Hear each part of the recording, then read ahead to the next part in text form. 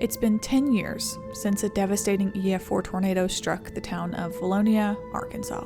Although 2014 was considered somewhat of a dry year for severe weather, with only 7 tornadoes in Arkansas that spring, a state that normally sees an average of 39, it only took one of those tornadoes to claim more lives than any other tornado that year, and more lives than any tornado in the state since 1968. Coming off the heels of the violent 2011 and 2013 severe weather seasons, the years of our last EF5s, the Vilonia tornado left more than just an enduring scar. In just under 1 hour, 56 minutes, 16 lives were lost, and thousands of lives were changed forever. Today, we dive into the incredible and controversial story of the 2014 Vilonia EF-4.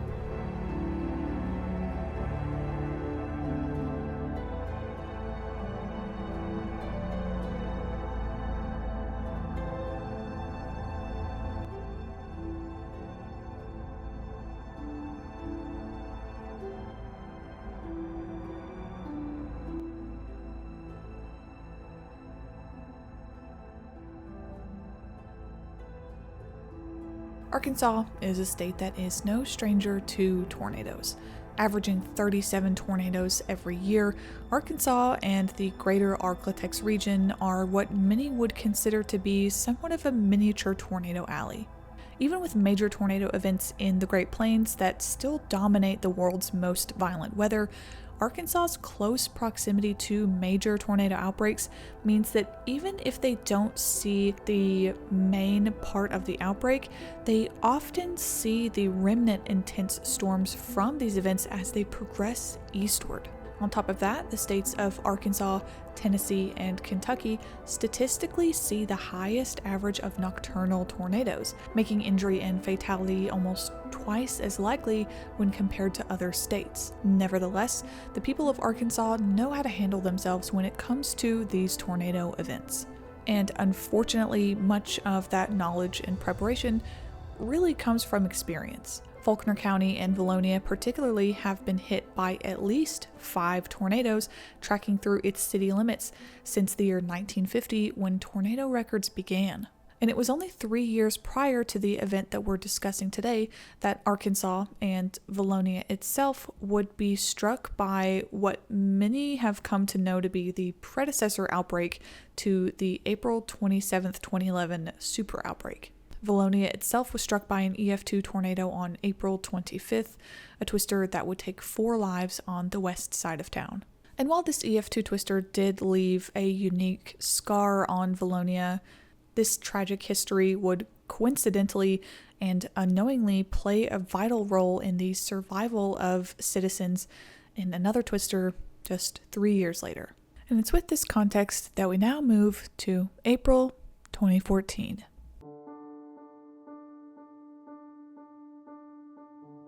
April 21st, 2014.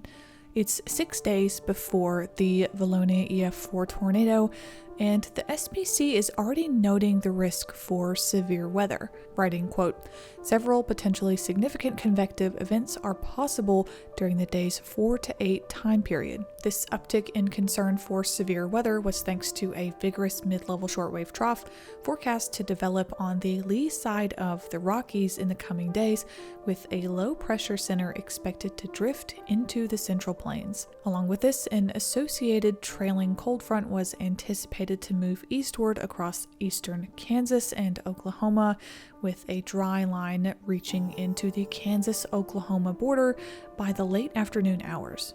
And because this is April, moisture is surging northward from the Gulf of Mexico, ensuring that ample, warm, unstable air would be in place across the southern plains and Mississippi Valley. These major large-scale synoptic features would ensure that some kind of severe weather would happen, but the only question was when and where. By April 24th, 3 days before the event, General Model Agreement began to point towards what the SPC noted as a significant multi-severe weather outbreak expected, with strong tornadoes possible. This discussion was issued along with a moderate risk over the Arklatex region, having been issued on April 25th, signifying the higher confidence of forecasters that a major severe weather event was probable.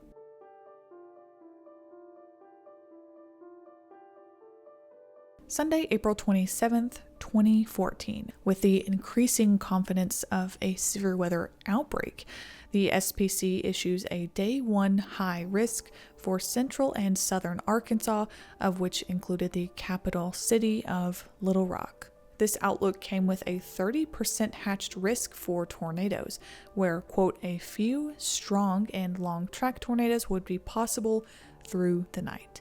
Storms were initially expected to develop ahead of the dry line along the northeastern Texas and Oklahoma border, which were eventually expected to mature while remaining discrete as they moved into an atmosphere ripe with low-level wind shear in Arkansas. And with 2,500 joules per kilogram of CAPE expected ahead of that dry line, these storms would have no issue with having energy or atmospheric instability to work with. As the early afternoon progresses and storms begin to fire ahead of the dry line as forecast, one unexpected factor does start to come into play. Rain-cooled air. This rain-cooled air between 60 to 65 degrees Fahrenheit was now present in the northern portion of the state, effectively limiting or hindering the potential for tornadoes and more intense severe weather. So now with this rain-cooled, more stable air mass over the northern portion of the state, it was now all eyes pointing towards the central and southern portions of Arkansas that had abundantly warm, moist air between 70 to 80 degrees Fahrenheit that was now becoming even more of a concern.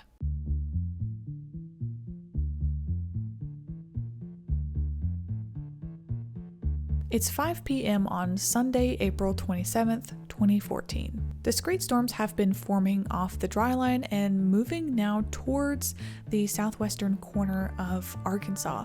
But surprisingly, given that this was a high-risk day, the storms weren't really performing like the Storm Prediction Center had initially anticipated. After all, this day was expected to be a major widespread tornado or severe weather outbreak, and fortunately that really wasn't coming to fruition. But in this context, it only takes one. After 5 p.m., the track of one particular discrete storm is becoming concerning.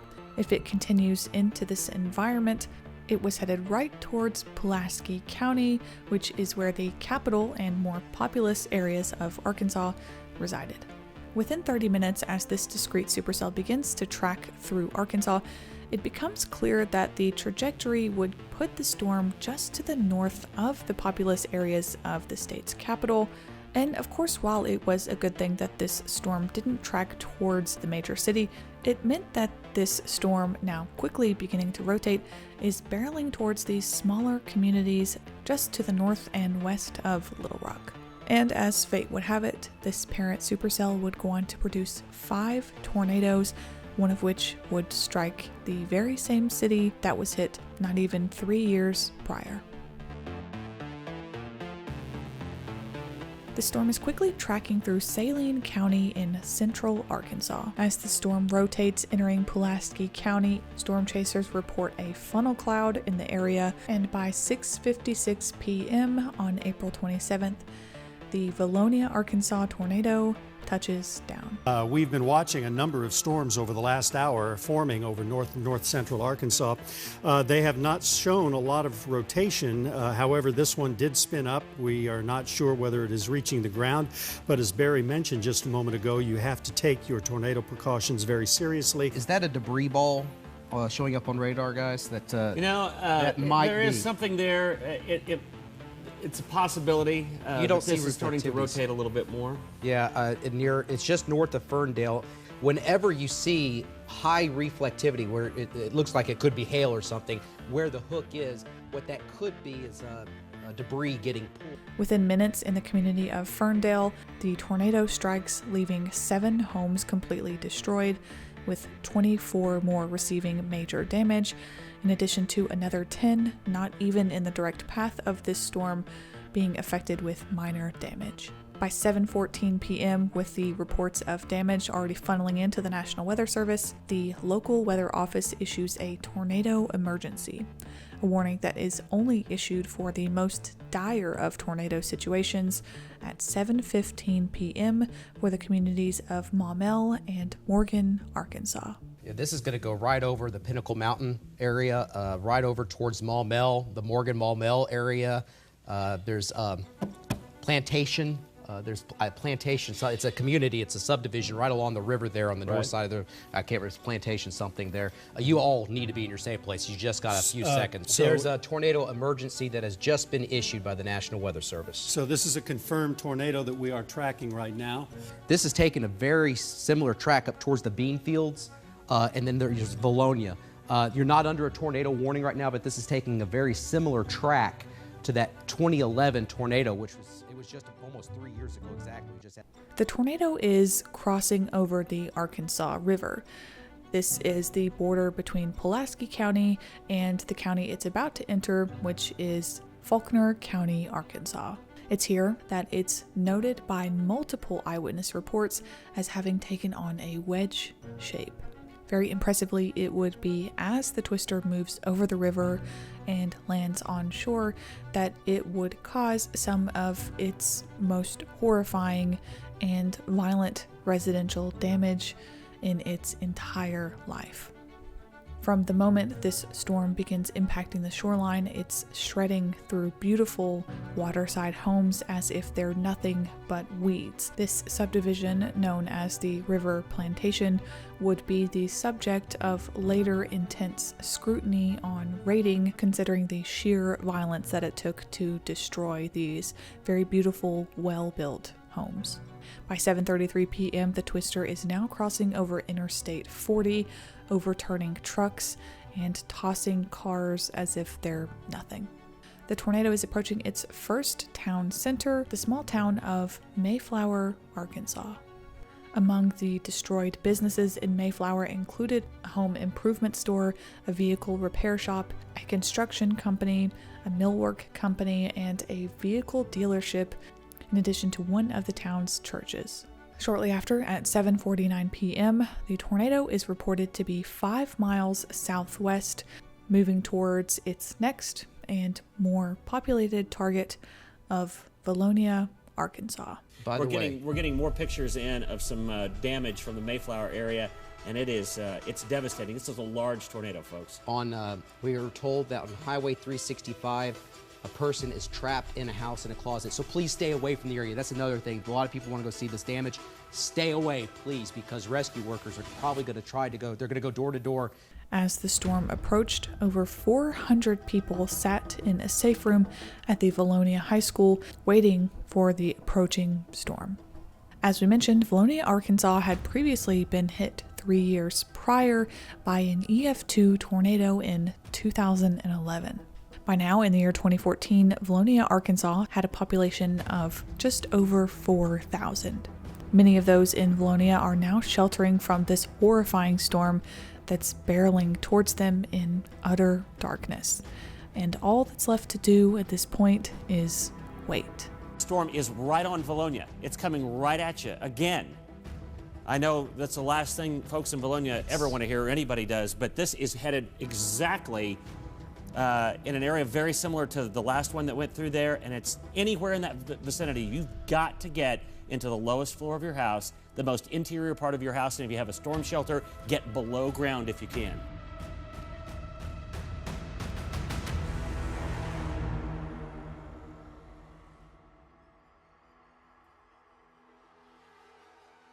The strongest tornado that I would say, at least the strongest tornado that I've been tracking thus far this year in terms of the velocity signatures, and it is reminding me of the kind of thing that we saw when Mike Bettis in the El Reno, Oklahoma tornado. It's just as ominous a picture on our VRAD as you can see, because not only is there that hook signature there, but there's also, as Todd mentioned, this has picked up a lot of stuff. Over the next 10 minutes in Vilonia, Arkansas, the town and everything about it, every citizen in it, was about to be forever changed. Homes and businesses along Main Street are obliterated, including multiple large isolated retail buildings, of which included the Vilonia Shopping Center, before quickly moving to the area of most intense damage of this twister's entire life, the Parkwood Meadows subdivision.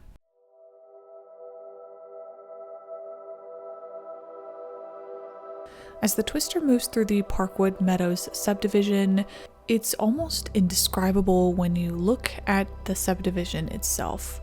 Within this subdivision, every single home, apart from one, would be completely destroyed.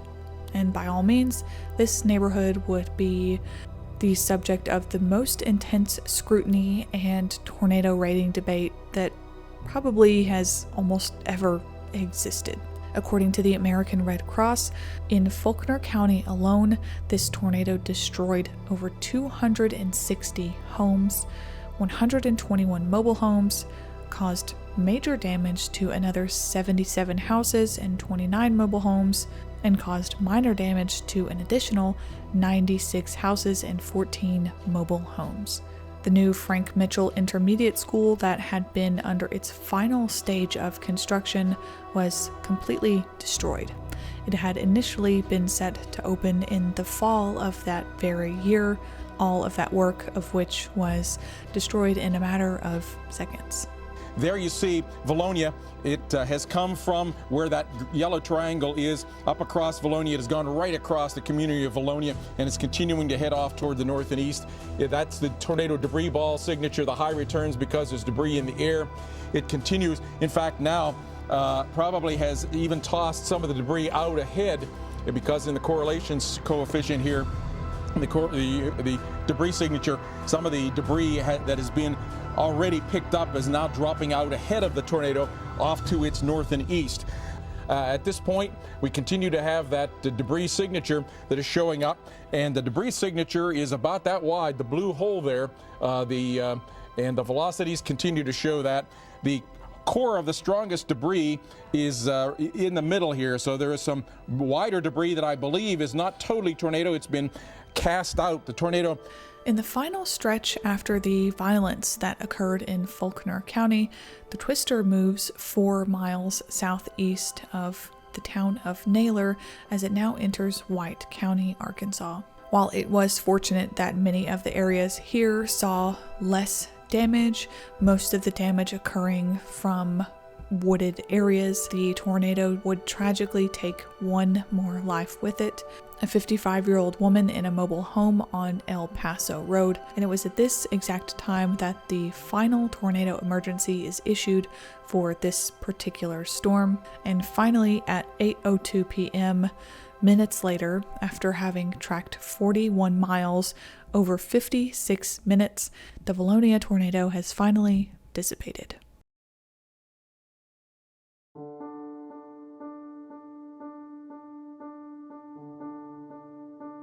In the aftermath of this storm, the parent supercell would go on to produce a total of 5 tornadoes, many of which did fortunately remain under EF-1 intensity, though the National Weather Service would continue to issue tornado emergencies for the remainder of this storm's life, not taking any chances given its violent history and potential of the storm. This fated tornado in Vilonia particularly would occur exactly 3 years and 2 days after the infamous predecessor outbreak tornado that struck Vilonia in 2011, and coincidentally, some of these same structures that were struck in 2011 were struck again in 2014. And it wouldn't actually just be the tornadoes of April 27th that were newsworthy. The rainfall and flash flooding events of April 27, 2014 are not to be overlooked. Within 24 hours for portions of northeastern Arkansas, many communities saw between 5 to 7 inches of rainfall, causing extensive flash flooding and mudslides. In response to the events of April 27th, 12 counties would be declared federal disaster areas following the tornado and major rain event. The infrastructure damage and debris removal alone at the time were estimated to cost around $14 million. This does not include any of the home or other property or business damages that occurred.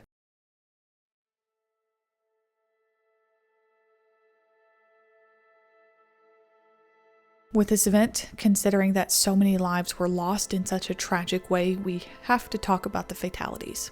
In total, there would be 16 fatalities from this event and just under 200 injuries. 12 fatalities occurring in Faulkner County, another 3 in Pulaski County, and the final occurring in White County, making this the deadliest tornado of the entire 2014 severe weather season, and the single deadliest tornado in Arkansas since the Jonesboro tornado of May 1968 that took 35 lives.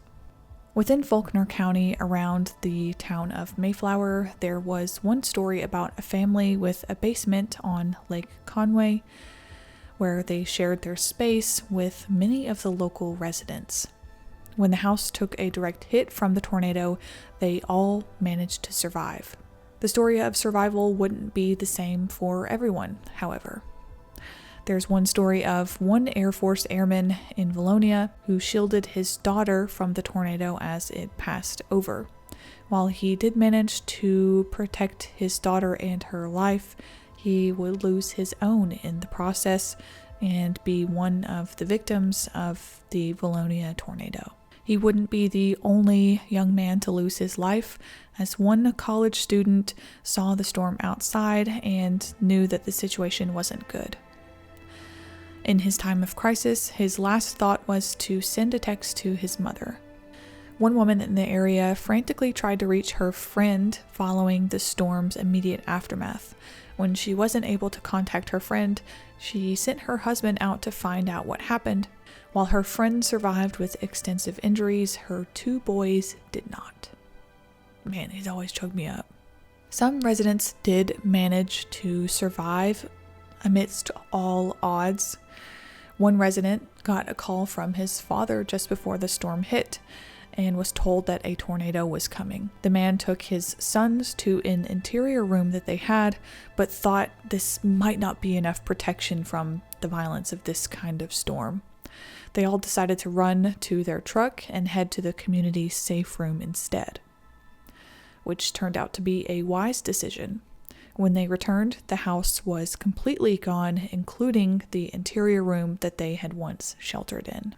One of the most important factors, in my opinion, when talking about the fatalities from this event is that dozens of people within the direct path of this tornado were in tornado shelters. There are so many studies that we've talked about on this channel, particularly that dive into the response and stimuli needed to get people to take warnings seriously, of which past experience is the biggest determiner. So in the instance of the Vilonia-Mayflower tornado, considering the fact that these people have just previously experienced an EF-2 tornado 3 years prior, it meant that many of the people within the path of this storm, again, were much, much more inclined to take this tornado warning seriously and to get in shelter immediately. And there is absolutely not a doubt in my mind that this alone saved dozens and dozens of lives in this tornado particularly. When you look at the level of damage that occurred for the subdivisions, both off the Arkansas River and just north of the town of Vilonia, they are absolutely horrifying. And I genuinely believe that a lot more people would have lost their life had they not been in various tornado shelters. We discussed several of the people having sheltered in the Vilonia High School. Over 400 people were sheltered in the Vilonia High School shelter. There were many other people who sheltered with their neighbors who had actually installed tornado shelters within their homes immediately after the 2011 event. Many people in the direct path had installed above ground shelters. And from here, we have to talk about the most infamous, arguably, part of this tornado, which is the failure of the one above ground shelter. One particular tornado shelter that had been built after the 2011 event was one that resided on Plantation Drive. It would be a very tragic twist that although many of the shelters that were built after the 2011 event did save lives for the Vilonia EF-4 in 2014, many of them were built by the residents themselves or by contractors who didn't do so up to standard. This meant that several of the shelters that had been built with steel doors and various materials that didn't align with or meet the ICC 500 International Code criteria. This is important because, in my opinion, the most tragic and preventable death of this twister was one that occurred within an above-ground tornado shelter. This person lost their life within the above-ground shelter when a hard object struck the storm shelter, causing the door to deform excessively. This debris that struck the door, which was essentially a missile of unknown weight and speed and was never discovered, struck the center of the door so hard that several of the components of the door itself broke off, sending the actual center of the door flying backwards, in which one of the two occupants of this shelter were struck in the head and subsequently lost their life to head trauma. It's not really enough for me to say that this was a freak accident, because the statistical likelihood, when you look at the rest of the shelter remaining safe and intact, to have the door go in the way it did is such a freak thing to occur. And of course, when you look at the shelter image, you can tell that the fatal flaw here is the door itself and the way that the door is installed. The survivor of the two people that were in this shelter noted that the deadbolt at the bottom of the door remained intact, while the top and middle bolts were actually pulled out. The door itself didn't even open completely, but the middle damage to the door and subsequent force was enough to throw the person backwards, and she hit her head, and of course she would later succumb to head trauma. Because of the anomalous nature of this event, and because this was quite controversial for a storm shelter to have a major failure like this to cause a tornado fatality, the door itself and the deadbolts and everything else were taken out of the shelter and sent off by the National Storm Shelter Association and transported to a separate location to have an analysis done by engineers and professionals at Texas Tech University, where they have a wind institute and various professionals of the sort. An extensive study of this failure was done. I will have a link to that study in the description if you want to read it. And I will also link the video to June 1st's analysis. Ethan is an engineer and did a really incredible deep dive of all the technical information and mechanical information from this. If you want a deeper dive on the actual meat and potatoes of this study, you can go over to his video to watch that.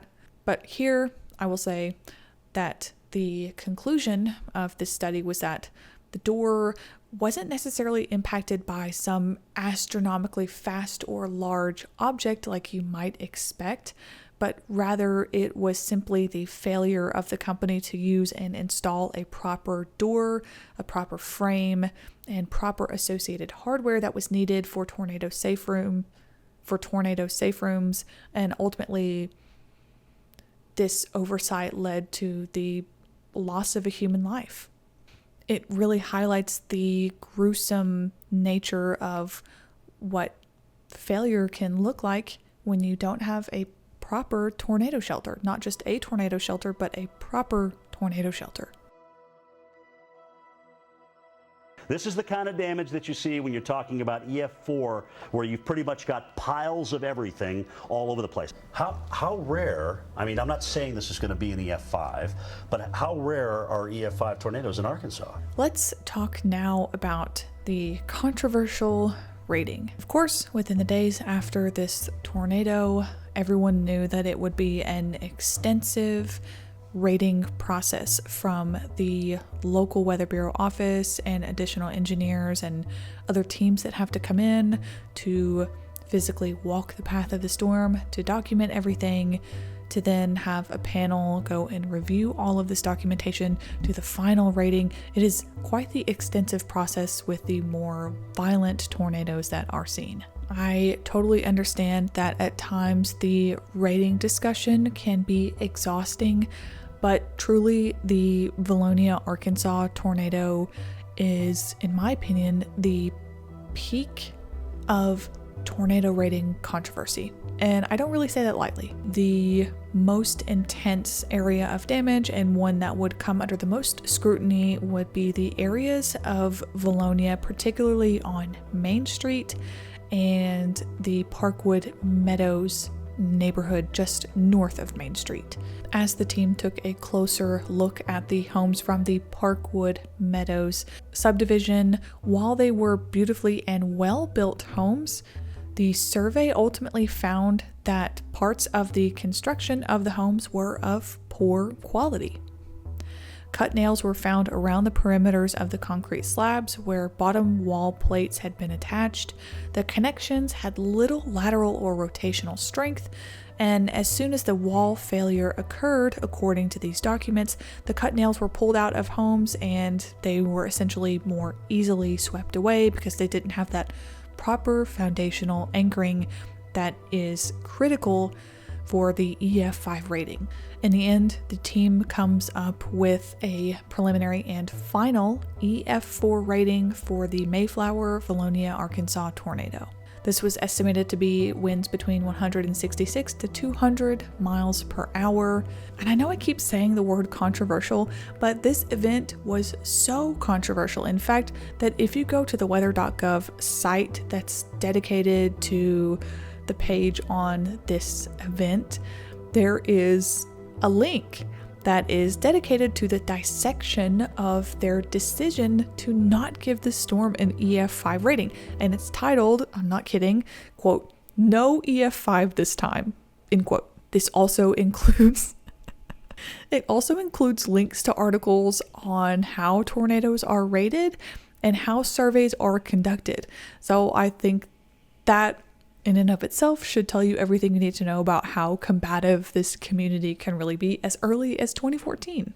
This page, I also wanted to note, also includes a little bit more explanation into the previous rating system using the Fujita scale, and they actually transparently said that if we were using the F5 or the original Fujita scale, this storm would have had an F5, but frankly, we don't do that anymore. They go on to say that it's really just a different time in 2014, and the quality of construction was and is their primary focus in 2014. And finally, as stated by Dr. David Pravat, quote, "Bottom line, we either build houses stronger or communities must accept that certain numbers of homes randomly selected by nature's wrath will be blown away and kill people in every moderately strong tornado for the foreseeable future."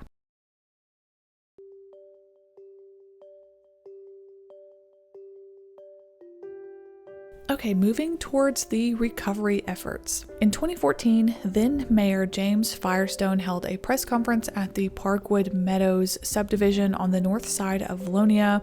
This is the subdivision where 55 of the 56 homes were completely destroyed. Mayor Firestone remembers having walked through the damage from the EF-2 tornado in 2011, thinking, "There's nothing that could be worse than this." Firestone later would recall that, "I wish I hadn't said that in 2011 because in 2014, I got the answer that it really could be worse." Even FEMA later came out to note how unusual it was to see within tornado damage a community that had more total losses of homes than having major and minor damage combined.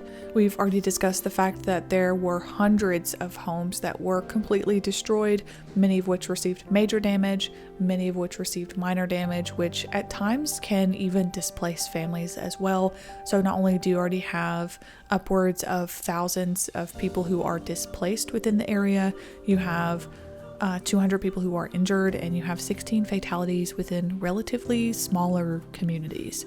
On top of that, you have critical businesses in the communities, along with people's small businesses that were destroyed. And to put just a little bit of that damage into perspective, the Arkansas Game and Fish Commission eventually helped to remove a total of 627 tons of debris from Lake Conway alone. Within the following weeks, then President Barack Obama would visit the communities impacted, and as we mentioned, there were 12 counties in total. And there were a total of 12 counties that were declared federal disaster areas, meaning they were able to receive federal and local aid and support from various businesses and from the government. It's been 10 years since the April 27th, 2014 outbreak in Arkansas. Within the next year of the destruction, after the vigorous cleanup process, the new Frank Mitchell Intermediate School in Vilonia was quickly once again rebuilt. The school would be open just 1 year after its original open date in 2015.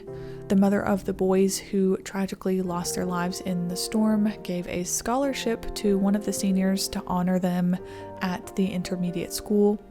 It would be just 2 years after the tornado that a local businessman bought all 28 plots within one of the neighborhoods to begin to rebuild the homes.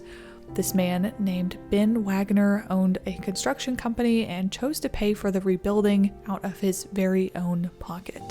10 years later, many of the homes at the Parkwood Meadows subdivision just north of the center of town, the same area that President Barack Obama visited, is largely rebuilt. This time, every single one of the homes within that neighborhood contains a FEMA-approved safe room on the inside. This decision was brought on by the realization that although the statistical likelihood of being hit again was low, Vilonia had that very same thought in 2011, only to be hit once again in 2014. Today, a remembrance park sits within that very same neighborhood to remember those who lost their lives.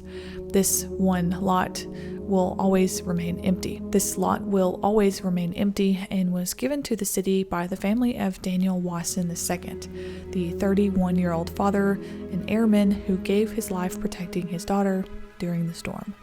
During the 10-year anniversary of the Vilonia tornado, Mayor Preston Scrogan looks through the hard-hit Aspen Creek Drive, recalling the outbreak. Scrogan believes that the resilience of Vilonia has been absolutely unmatched, and I couldn't agree more.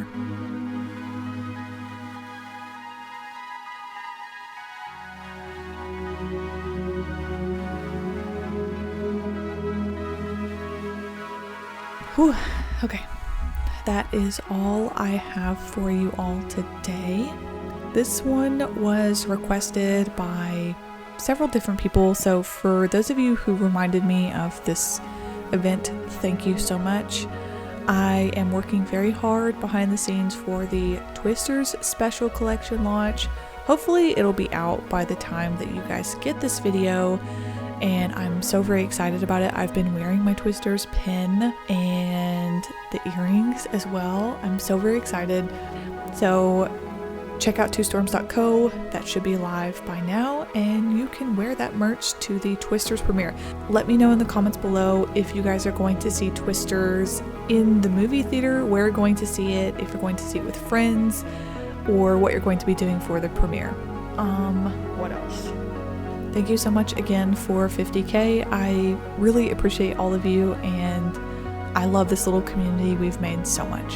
So yeah, that's it. Let me know what you think down in the comments. If you're not subscribed already, it'd be great if you subscribed and liked the video. It helps me out in the algorithm. I will post a video of Blaze. You guys get to see him. He's sleeping. He's an old man, but that's it. I'll see you guys next time. Bye.